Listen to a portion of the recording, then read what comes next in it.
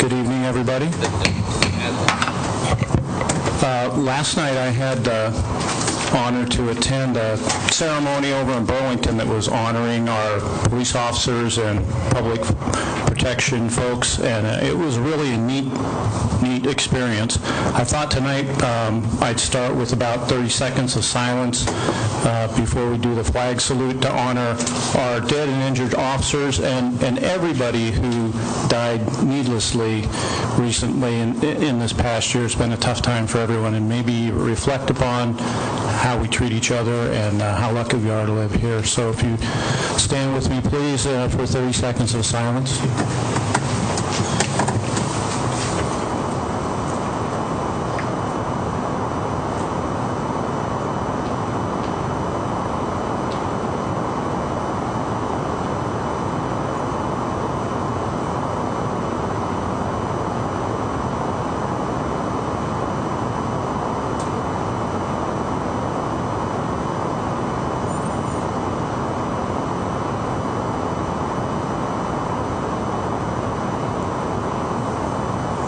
Thank you. I pledge allegiance to the flag of the United States of America and to the republic for which it stands, one nation under God, indivisible, with liberty and justice for all.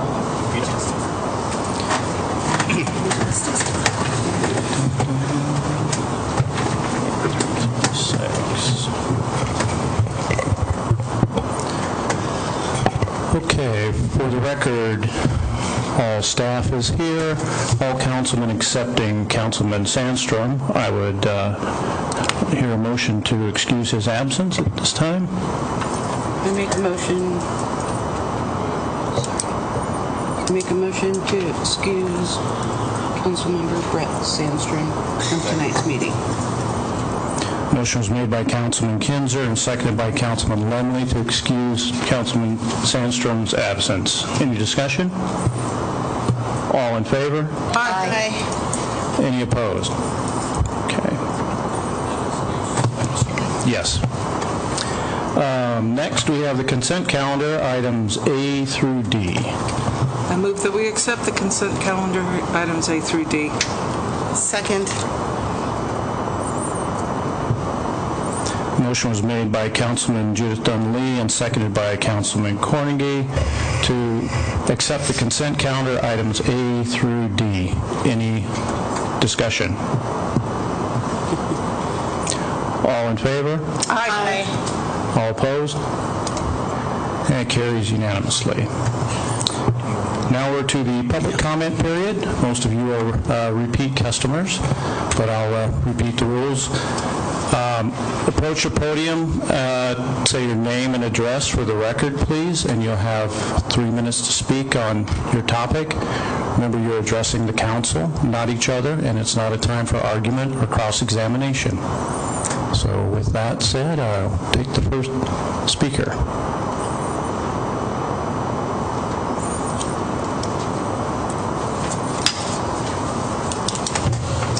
Randy Good, 35482 State Route 20, Sedro-Woolley.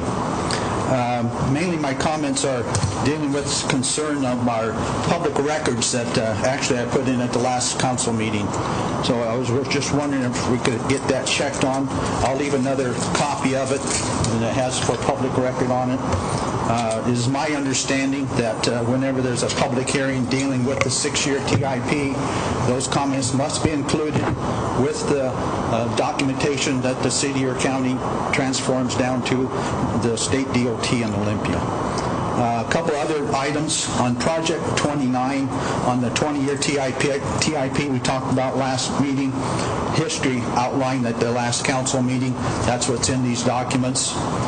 The difference between the C-29 and item 8 on your agenda today is several different things. One is the very same quitclaim deed that the county used to steal the abandoned railroad easements. Number 2, Bob Lundvall's lawsuit kicked the county off, and that was one of the in the documents that we handed out last time. Then that land was bought by the land trust as part of the wetland bank dealings. And then from there, the abandoned corridor was then bought by the Skagit County taxpayers through the land trust. whereas this Project 29 remains today with a clouded title on property the county stole, as outlined clearly in this in these documentations. So, thanks for your time. I just want to make sure that this gets handled in the proper way. Thank you, Randy. You can pass to Cheryl.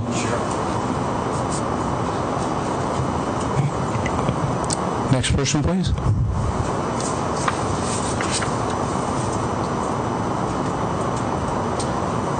My name is Helge Anderson, living on 928 Beachley Road. I'd like for a correction that, as the mayor said, we are repeat customers. We are repeat citizens. I'll see if I have a chance to set some little kind of a precedence here and to make Jermaine Corniger happy, and see if I can stay with him in less than a minute. The reason why we are here is not because we love to say the same thing over and over again. I have plenty of business to do, to take care of, that I would love to do instead of being here all the time. The reason for why we're here is actually because you don't seem to hear what we're saying. It seems like it's going in through one ear and out through the other. Well, it appears to all of us that's why we're back here saying the same thing over and over again. How many 30 seconds, right? Oh, you have plenty of time. Oh, I know. I'll try to stay within the minute. 3 minutes. You got 3 minutes. Because in the other cities, like in Mount Vernon, they have 5 minutes. I know the mayor said they have 3, but they actually have 5. But anyway, so hopefully, and I would like to rename what was called the Wagner's proposal, or the mayor's proposal, to actually mayor's ultimatum, because it appears to be you take it or you leave it, either way you lose it. Thank you very much. Thank you, Helge. Oh, just about a minute. Nice. Anyone else for the public comment period?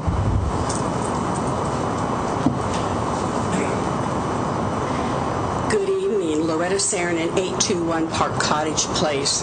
Representative John Lewis sat down for his constituents and millions of other citizens.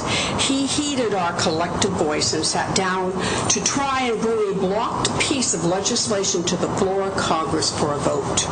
At 76, I assume Representative Lewis was weary while sitting on the floor of Congress hearing the same old lines. There are laws, rules, regulations. Is a publicity stunt.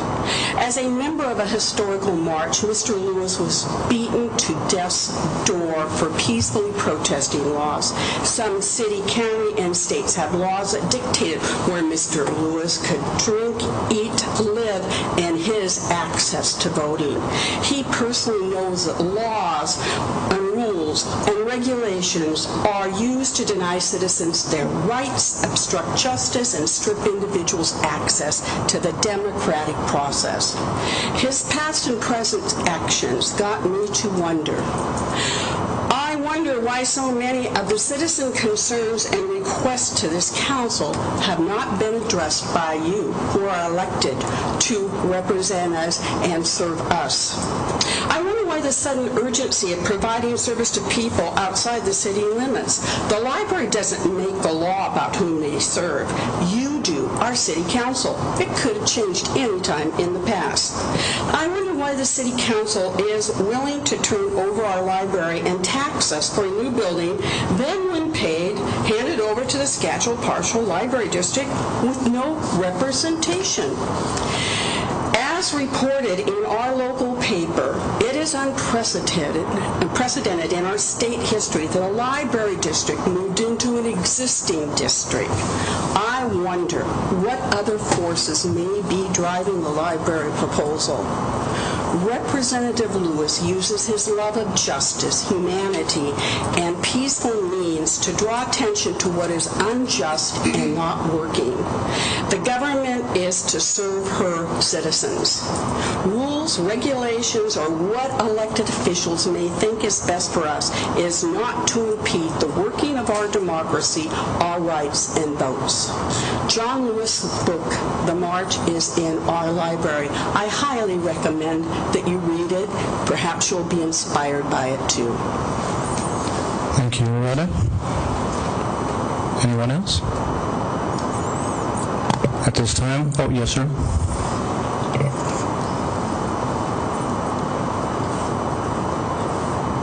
I'm Troy Owen, and 124 North Reed Street. I lived in Sedro-Woolley now 10 years, and I think it's probably as nice a community as I've ever lived in. I enjoy it. I've had a few encounters with the police department. Everyone has been positive, and I am very proud of the people that protect us here in our community.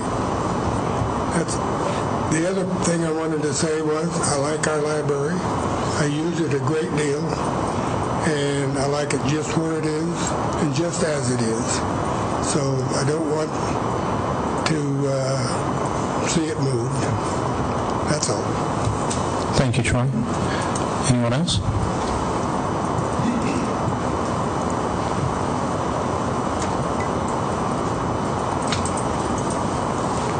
My name is Dorothy DeFremery. I live at 316 Garden of Eden Road.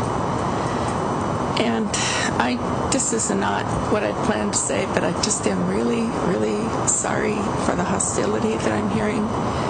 And I just hope that we can find a way to reach agreement and understand where each other are coming from. I just feel like this has gotten way out of hand. I would really like to add, this is what I had planned to say. I would like to ask the council to use whatever influence they have to see that our meeting on the 25th will allow adequate time, at least an hour, for question and answer period. Just like this, but where we can ask questions, get answers, and everybody will hear the same thing. Because a lot of the confusion and the lack of clarity is that we hear different things at different times from different people. And that's where this is all this is coming from.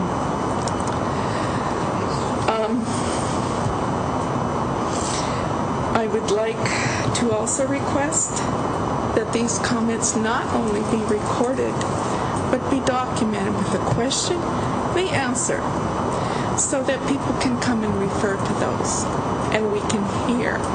And if someone can't be there, they can read what actually was said, and they could be available to the public.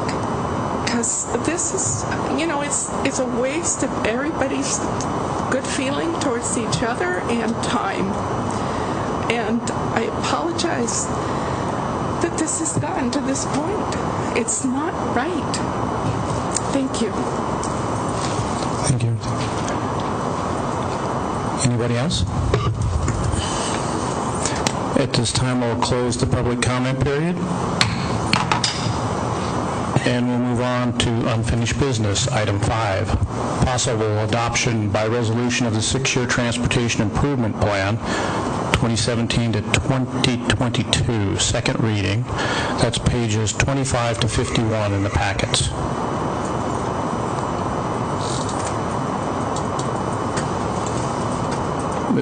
Mark? Yes. Of course, you heard my presentation at the last meeting on this, Mayor and Council.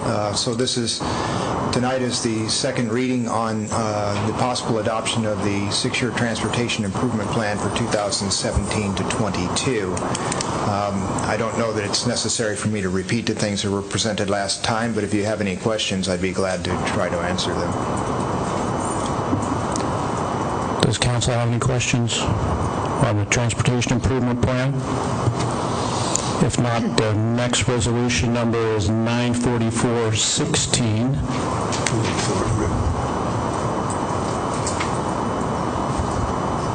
And the motion is on page 25 at the top, in one spot. Mr. Mayor, this is a very in-depth work that Mark Weinberg has spent a lot of time and effort on. Confusing in some ways, but certainly something that we we need to proceed with. So I'd like to make a motion to adopt Resolution 944-16, resolution adopting the 6-year transportation improvement program for the city of Sedro-Woolley for the year 2017. Okay, a motion was made by Councilman Lumley, seconded by Councilman Owen, to adopt Resolution 94-16, adopting the 2017 through 2022 Transportation Improvement Plan. Any discussion? All in favor? Aye. Any opposed? The motion passes unanimously. I'll move to item 6, 2016 Transportation Impact Fee Update, also a second reading. It's page 52 to 81 in your packet. Thank you, Mayor. Once again, this is a second reading on the proposed Transportation Impact Fee Update for 2016. Again, I made a fairly thorough presentation at the last meeting, but I'm available to answer any questions that you may have on that.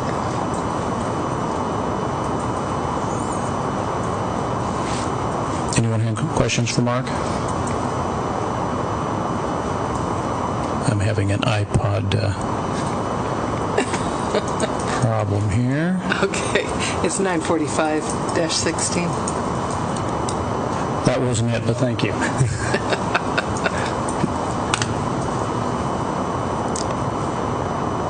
Page 52. 53. 53. So I move we approve ordinance number 945-16, dealing with the transportation impact fees to update the methodology utilized to calculate transportation impact fees.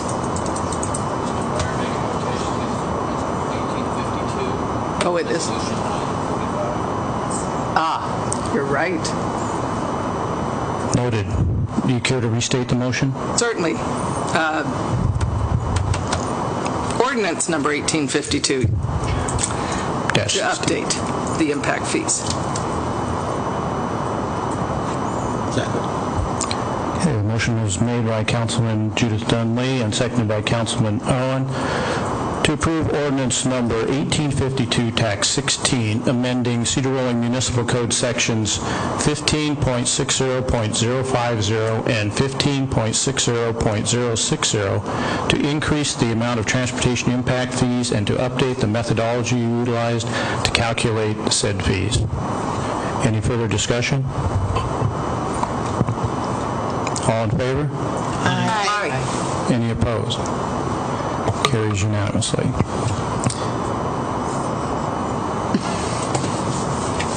New business, item 7. City approval of the supplemental agreement 1 to local agency agreements 8689 and 8760 with Washington State Department of Transportation for the construction phase of federal funding obligations for the SR-20 Cascade Trail West Extension, Phase 1A Trail Road to State Route 9 and Phase 1B Hodgen Road to Trail Road, pages 82 to 90. Thank you, Mayor.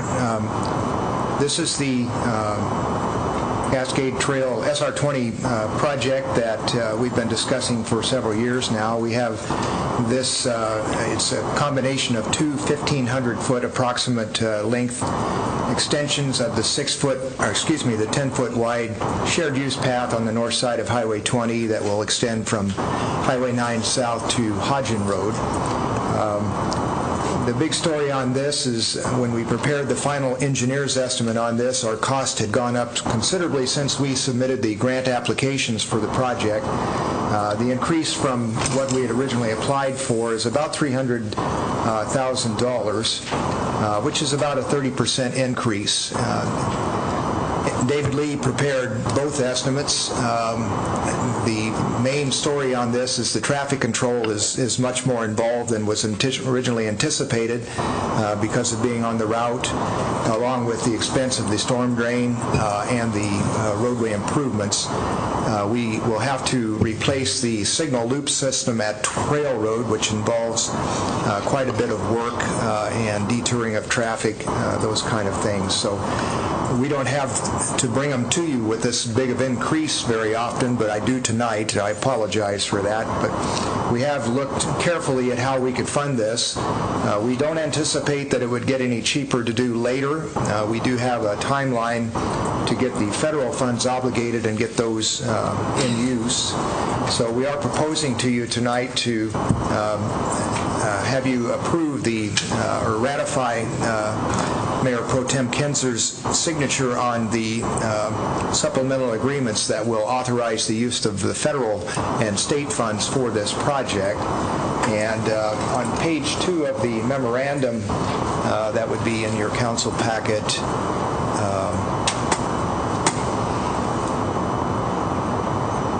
let's see. Excuse me, I hadn't changed from the previous one before yet. I think it's page 83. It is. Page 83, yes. There's a recitation of the fund balances in the 104 account and related funds that we propose to use for this.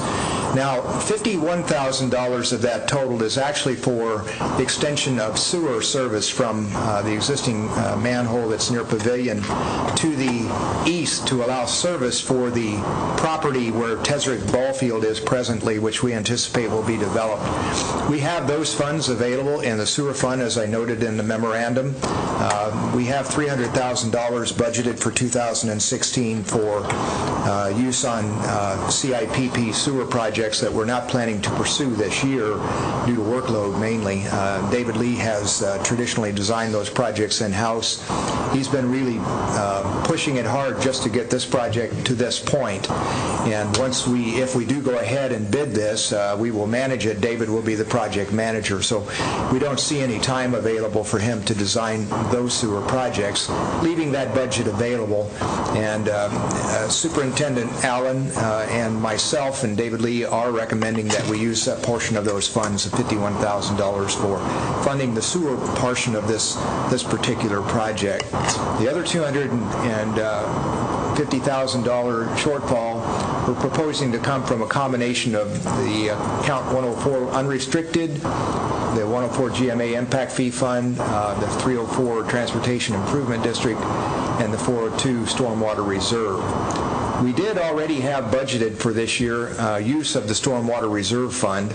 Those funds are already budgeted, and we had offset those in the process of putting this project together with a portion of those, at least, with the economic development grant that we received last year, this spring, earlier this year anyway. That was granted for this project by the county. We would propose to use some additional funds from that budgeted amount, probably $50,000, to fund that part of the work. The other $200,000 would come from a combination of the impact fees and the Transportation Improvement District funds.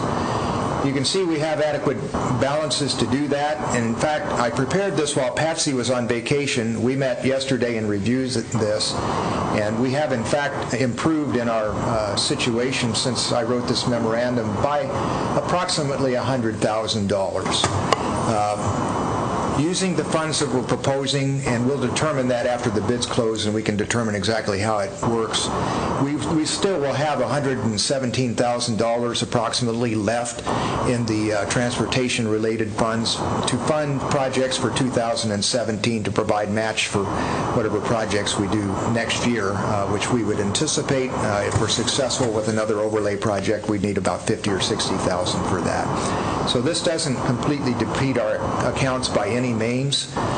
There are sufficient funds to move forward, and we would propose that we do go ahead and ratify Mayor Pro Tem's Kinzer's signing of those supplemental agreements so we can move forward with this project.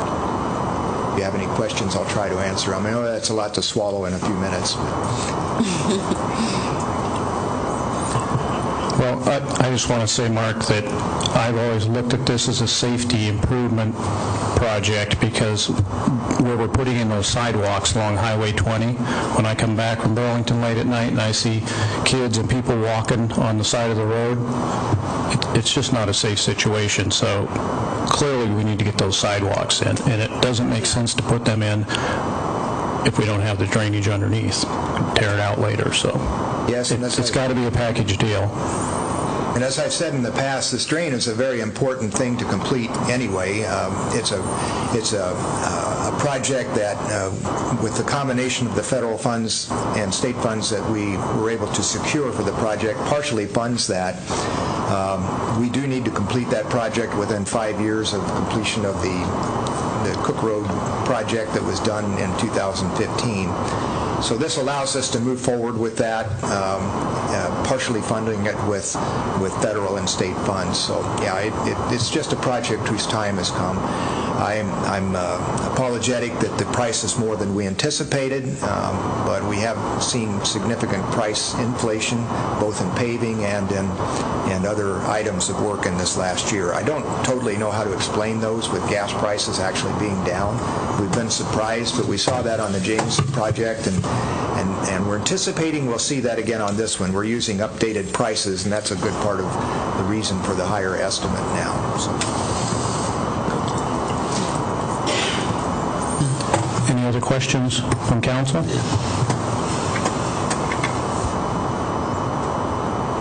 I'd like to move to ratify Mayor Pro Tempore Kinzer's signing of supplemental agreement, one, an updated prospectus for the local agency agreements between the City of Sedro-Woolley and the Washington State Department of Transportation for the construction phase of the SR-20 Cascade Trail West Extension Phase, 1A Trail Road to SR-9 South, and Phase 1B Hodgen Road to Trail Road, totaling $1,124,218, including total city match funds of $388,760.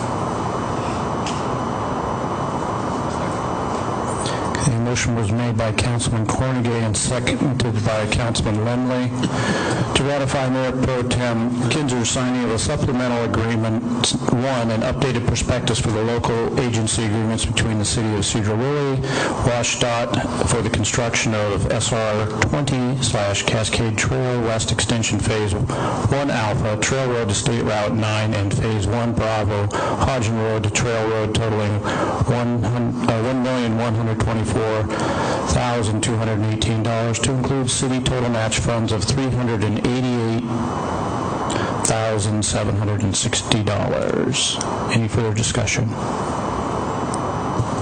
All in favor? Aye. Any opposed?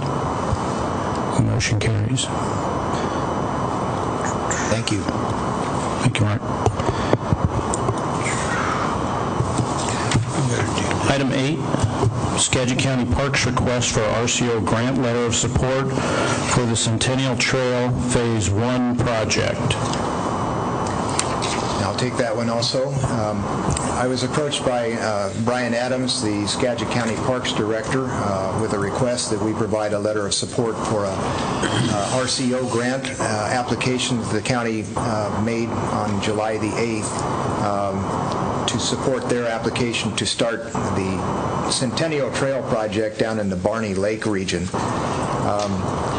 Knowing the sensitivity of this, it's been expressed in the two meetings on the tip, we wanted to bring this to you. We normally, as a matter of course, support the county as they do our projects with things like this, but I didn't want to go forward with this without your being aware of it and your approving that. You've heard the comments from our citizens regarding the sensitivity of the way the county acquired the right-of-way for this. I'm not certain with this particular project being in the Barney Lake area how it fits in there. I've been assured by the county parks director that they acquired this project. They bought the right-of-way for that, but I can't verify that. I didn't drill into that level on this, but that's what their statement to me was.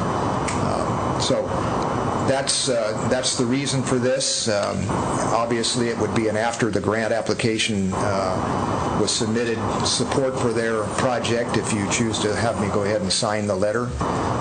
They feel like that's important, that they have the area's support for this. And we certainly are supportive of the concept of the Centennial Trail with whatever alignment and right-of-way is put in place. And it wouldn't make any sense for us to build our portion of it unless the parts between Snohomish County and Sedro-Woolley are completed. So we are interested in supporting the county's process on this. How would you like me to proceed?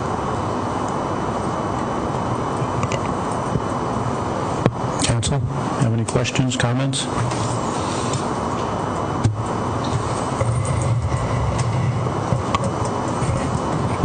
I like to think if you've been told that they actually outright bought this, that is true.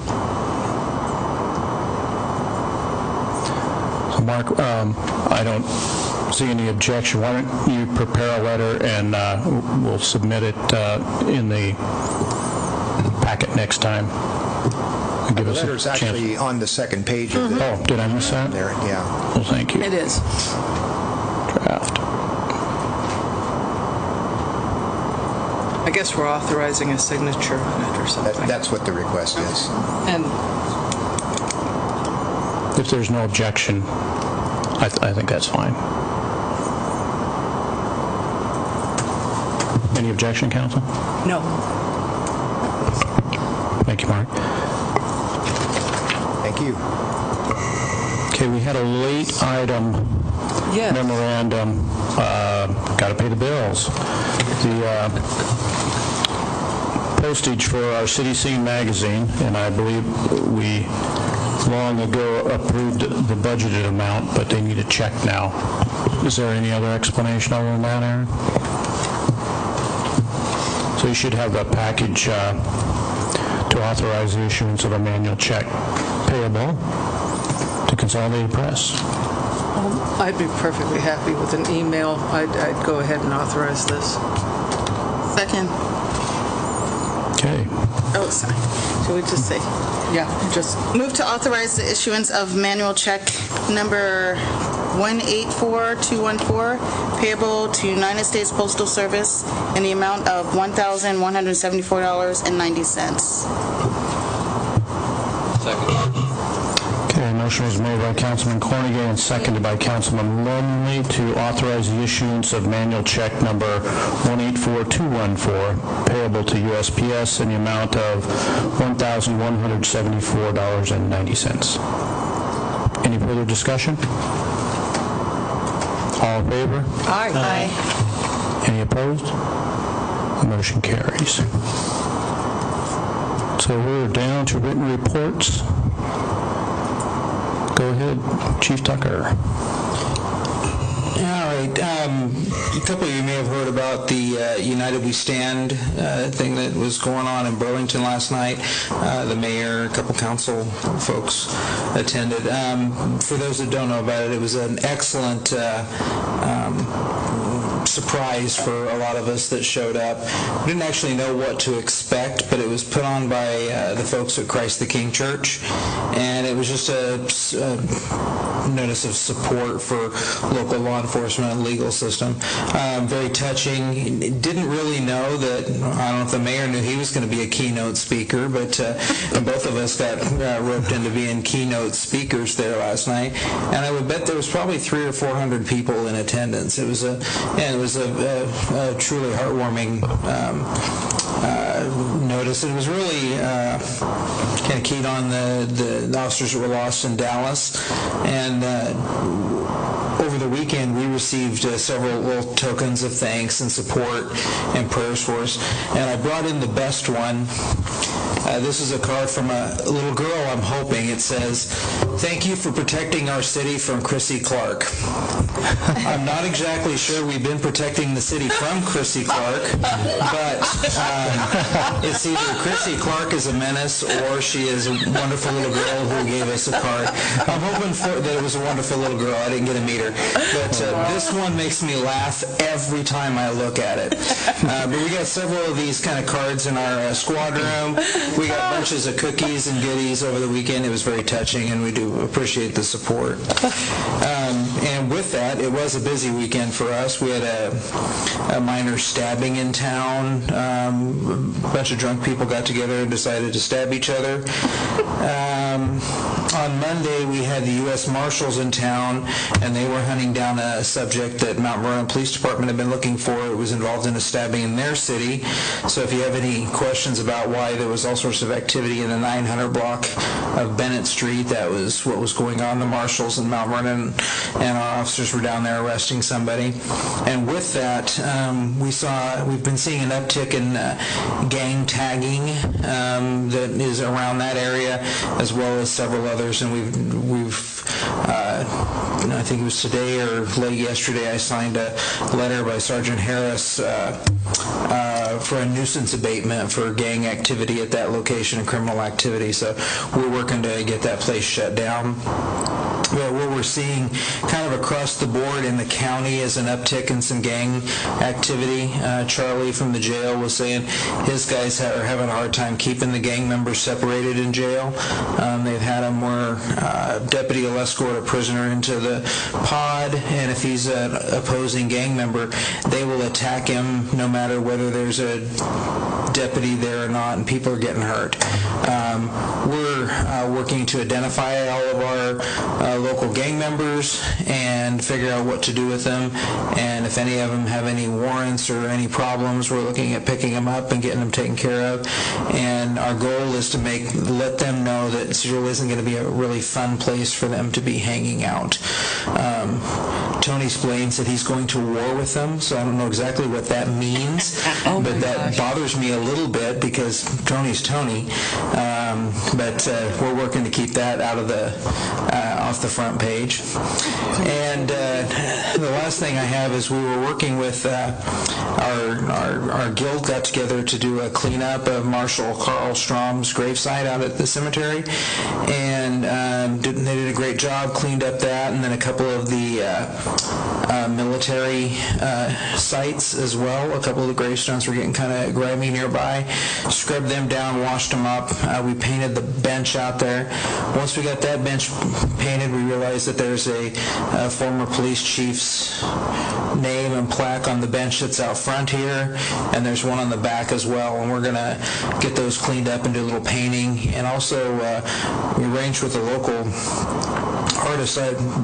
Sergeant Harris arranged this, but a local artist to build a custom bench out front for Carl Strom and that little garden area out front that looks like it was built for it. So a few things going on there, but it continues on. And the mayor got to see what we deal with pretty much every day just this afternoon with a very nasty, nasty character out in the skateboard park who was basically applauding the efforts of the shooter in Dallas as I was kicking him out of the skateboard park. Thanks for the quick backup. Yeah, because I probably needed it. Wow. But it's a rough old world right now, but my folks are just keep on working. Thanks, Lynn. Chief Klinger. We had a very quiet 4th of July as far as on the fire side of it. We had just one fire, which was out of town, and nothing firework related for the most part, which is really nice for a change. It was a very subdued 4th. I don't even know if you guys had too much yet. And we have our engine is now here, the new engine. I've got it parked out front, so as soon as the meeting's over, everybody's welcome to come out and take a look at it. We hopefully shall get it into service by the first of the month, was what we're shooting for. We're waiting for other vendors to come and do their part on it before we can actually put it into use. We're still working on an ambulance. You might see a blue one running around town quite a bit with Sedro-Woolley Fire Department guys in it. We've been having some issues with one of our ambulances that we're trying to get worked out, and we're borrowing the Central Valley Ambulance Authorities for a little bit, where we were, I should say. And you might also see the guys running up and down the streets here in the next month or so, playing with hydrants. In case you're wondering what are they doing out there, it's our annual hydrant maintenance stuff. We do this once a year. We go out there and test all the hydrants, open them up, check the pressure in them, just make sure they function. That's all they're doing. They're not trying to break anything, so just in case you see them out there. Thank you, Dan. Probably will break it, yeah. John? So June 30th, the Skagit County Council, Board of Commissioners, I should say, excuse me, approved their 2016 comprehensive plan updates. So they completed their comprehensive plan updates like the city had done back in May. Part of their updates was expansion of our urban growth area. So it's now official. Our urban growth area has been expanded to the north. We'll be producing new maps to put out and getting ready for potential annexation of property owners in that area that are already asking to come into the city.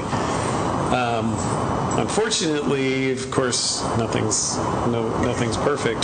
The county did put one caveat on the approval, and that's a requirement that the city, by June of 2018 or prior to annexation, the city is to provide a sewer plan amendment or other documentation to the county showing the sewer service extension plan for the northern UGA expansion area. So we basically have to have an update to our sewer comprehensive plan explaining how we're going to provide sewer to that area, do we have enough capacity in our plants, yada, yada, yada. So that's something that I've been talking to Mark Freiberger in Public Works about, how we're going to go about that process. And of course, it's an easy fix, it just costs a lot of money.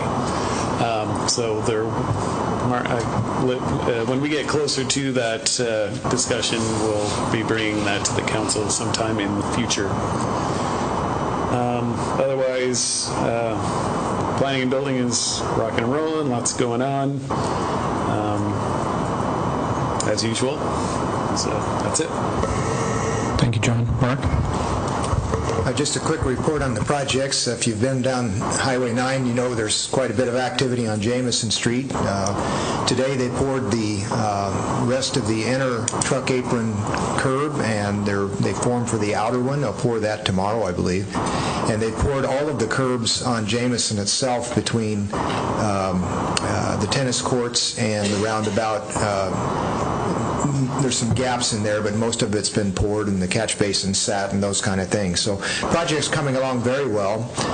We actually expect that within about 2 weeks they'll start paving on the work that's being done west of Highway 9, and then we'll flip the traffic over to the new pavement, keep it at two-way, and then build the last part of it. So at this point we think we are on track to finish the first week of November, if not a little sooner than that. The project's going pretty well. The usual construction hiccups, but my construction manager and my inspector are both doing a good job of keeping the contractor on track. The Ferry Street overlay, as you know, is complete. We still have the flashing beacons that were a part of the project to put in. They're on back order. They should be in sometime in the next few weeks and finish that one up. Project turned out real well. I haven't seen the final numbers yet, but I understand we came in a little bit under estimate, so that's always good news.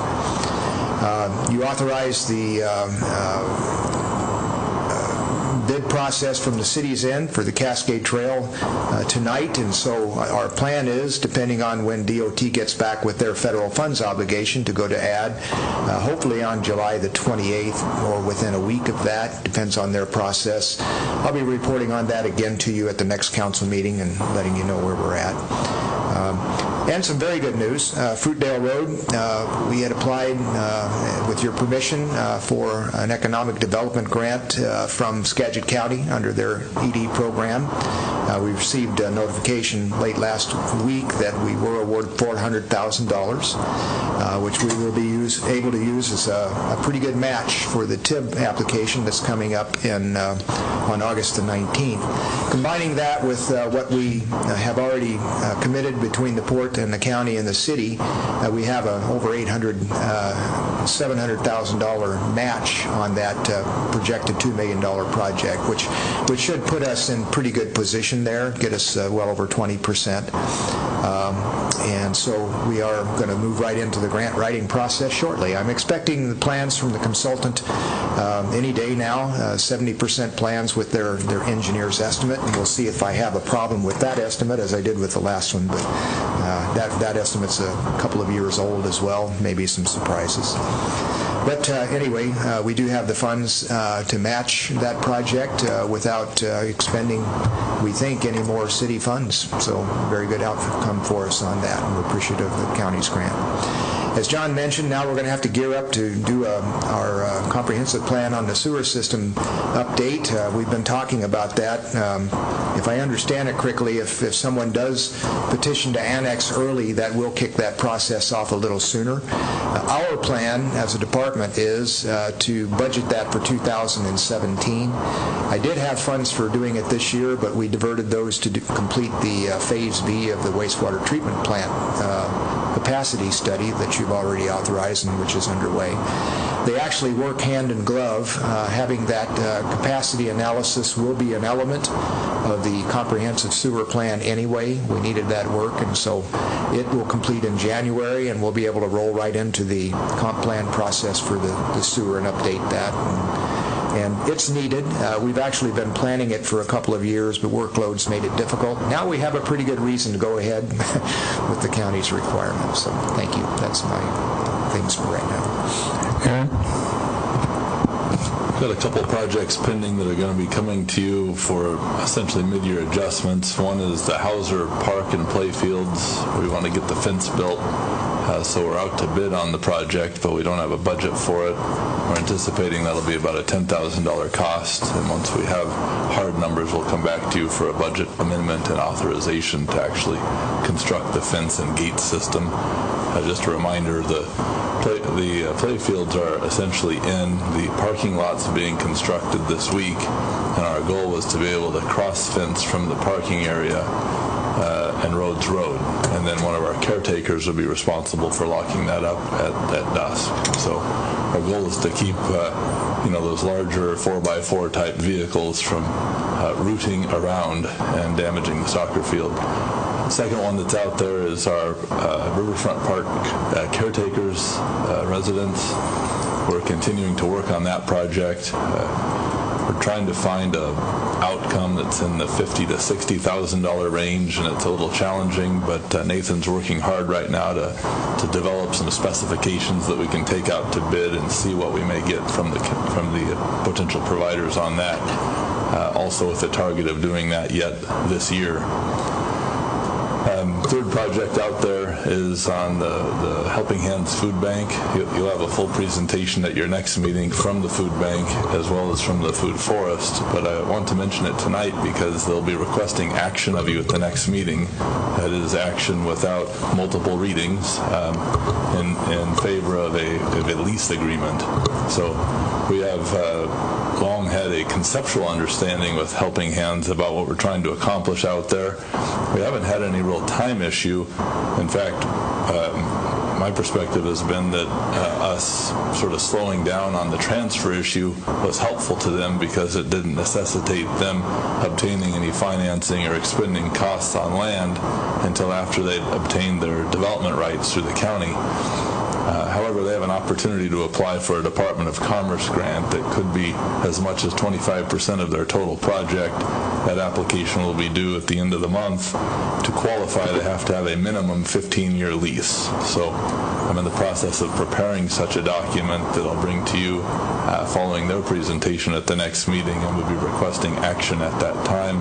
We'll also have a letter supporting Helping Hands in their project. So that's out there. And then I guess maybe I'll leave it. I don't recall that we have a chairperson for our Rules Committee that met, but maybe one of the council members who participated would be willing to just give a report on our process there. And that's all I have. Before we do that, going back to the Helping Hands, so just so I understand this, their intention is still eventually to purchase the property, but the lease is so that they qualify for these funds. Exactly right. Yeah. Okay. And we don't have a particular time issue for transfer. At this point, the dollars that we've used, we're paying internal interest at about 0.2%. So, they were preparing early on to actually go to a commercial bank and borrow funds. And I said, hey, why pay 5% to the bank when, you could essentially pay us 0.2%. And, that much more money then goes into the nonprofit. So there are several steps necessary. You'll recall we purchased 10 acres. Our objective is to sell to them 5 acres. We, at the time of purchase, acquired 2 separate appraisals, so we have a sense of valuation. We have an understanding, actually, of the valuation with the food bank, but we will need to change the lot line orientation and develop a legal description. So Helping Hands has hired Skagit surveyors to prepare the legal. I'm working with Louis on that, so we are all comfortable where the line is. But yes, the answer to your question is ultimately the intent is for them to own the land outright, to own their home, to not be subject to having to move around town, hopefully ever again. Okay, great. Did someone want to? You skip Patsy. Oh, Patsy. We've received numerous positive comments from citizens regarding our new online bill pay for our utility system, as well as the processing of those bank-generated checks. It interfaces extremely well with our existing accounting system, and it's working really well. So we're really pleased. I was kind of surprised at how excited some people got when they found out that we had this opportunity available, so that's a good thing. I'd also like to point out that at the end of the packet for tonight's meeting is a copy of the 2016 budget. This is intended to be a more user-friendly version, a bit less technical, not quite as many numbers and more verbiage in there. So take a look if you have questions. I'd certainly be glad to expand and kind of do a mini tutorial on any questions you might have. Thank you, Patsy. So was someone going to cover the Rules Committee meeting? I pointed the finger at... Does that work? Julia, I wasn't here, so I don't know what happened. I'd like to know, too. Well, we, at one of our meetings, realized that our rules and regulations have not really been looked at or revisited since 1994. So we've decided to take a look at that. We've polled from 3 or 4 different cities here in the state of Washington, looked at how they put together their rules and regulations, and then as a committee we sat down and decided that we would use one in particular and apply it actually to us, what works for us. So we're in the process of doing that. We've met once. We'll be meeting again. We will probably be bringing that to the council once we decide what we think is a good format for us to follow, good rules and regulations. So that's kind of where we're at right now. Okay, thank you. Judith. Actually, I have something from Mark. You know I live on Cook Road. one of those cracks is now a hole in the road. I don't know what can be done. I don't know if the city's responsible for that or not, but... Whereabouts is that at? About the, if I'm in the 800 block, I'd say it's in the 700 block.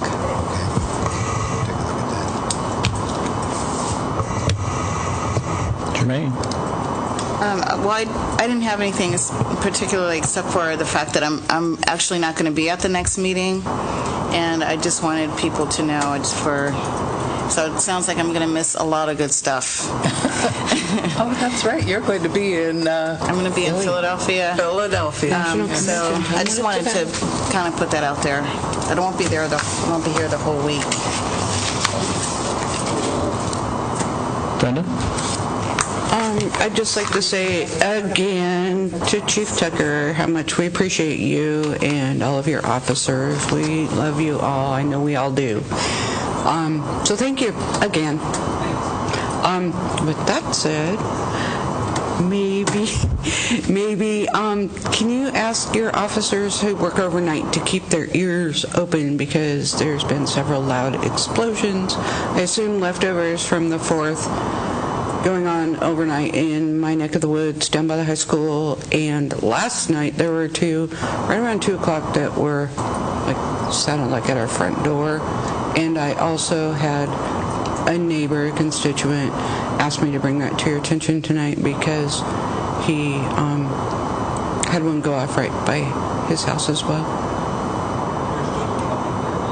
Oh gosh. Yeah, it's everybody's leftovers, I guess. And I just want to make a statement, and I don't want it to turn into a debate or a question and answer period, but I just want to let the folks know that spoke as public comment tonight that we do hear you. We hear your statements. We hear what you're bringing to the podium. All of us up here take notes, and we take those home and we look at them and we consider them. So I just don't want you to think you're not being heard. You are being heard. That's all. I was also going to say, to Dorothy's point tonight, speaking of the library, I really would appreciate some kind of documentation of what I'm missing. So I just wanted to really make sure that we did something there, so people that aren't here can see what kind of happened. So thanks. Yeah, I agree. Good idea. Okay. Julie? I just want to comment on the 4th. I'm always so impressed with our those that work within the city, especially our street crew and whatnot, the cleanup, the way that they pull things together, especially after the parade, getting things open so that people can move through town, getting the roads opening. They were a small staff and they worked very hard, and usually don't get a whole lot of credit for that. So I just want to do a shout out to them and say thank you very much. And also to the staff over there, because especially looking over the tip, everything that we've been through, I know that was an arduous process. A lot of time was involved in that. But then all of you are very involved in what you do, and it does take a lot of time. And again, the staff is small, and you do great work. You do great work for just being a small staff. So very impressive. It really is. And thank you. Thank you from me and from the citizens of Sedro-Woolley. And I felt the same way that Brenda. I just wanted to say again that I hope that you do know that we do hear you, we do listen to you, we do care about your thoughts. This is challenging for us as well, and we really want to do what's best for the community, and that's what we're trying to do, is for everyone, okay? Chuck? Yeah, I just want to say a couple of words about the food bank. Aaron covered it pretty good, but I'm pretty close to the food bank. I mean, it's very special to me because I worked there. I volunteered there, and it's a tremendous service for the people that need it. And I see the schematics of the new building, and you get all excited, you know. It's got to be a beautiful building and laid out so nice, and like more or less like a supermarket rather than a food bank. So I think you're going to be excited when you hear all the details. And I'm 100% behind it. This makes me happy to see they're finally going to be anchored and solidified in one place. They don't have to rent these rat holes, you know.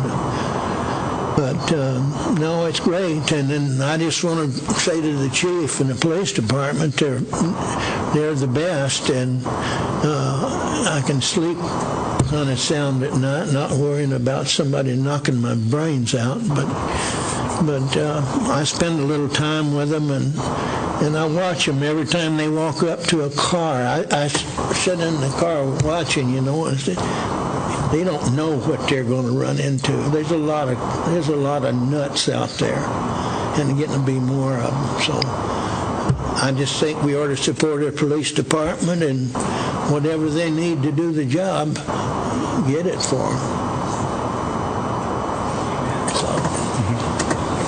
Thanks, Chuck. Rick? Kind of expelling what Julie's saying, yeah. Kudos to the city staff for all they did, but there's 4th of July is a big event for this community, and it takes a ton of people to put it on. Lions Club to stage the parade. Jeannie McClendon and Lager Rodeo, she's been at it for 10 years. She's finally retiring from that event, so if somebody wants to volunteer to run that event, please do. They could use somebody. Rotary Club, a lot of people put in a lot of backbone in to make this parade, this event what it is, and it's a big one for our community. They were lined 8 deep all over town. It was phenomenal. It's getting longer and longer as they go around the corner down Township Street.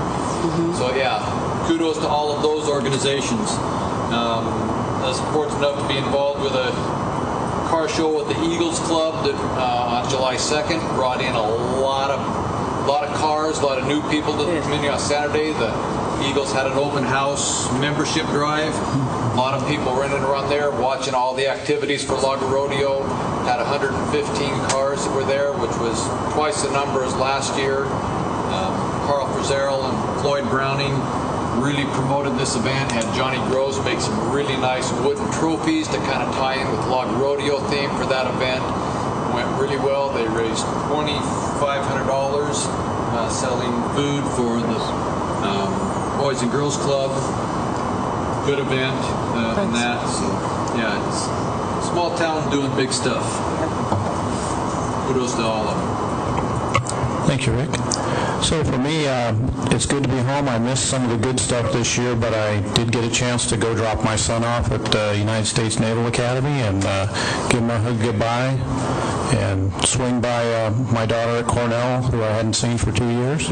Drove all the way across country. Took some time in D.C. to see the monuments, and but the prettiest thing I saw the whole trip was the Starboard Road exit when I was home. So, anybody have any alibis? I'll hear a motion to adjourn.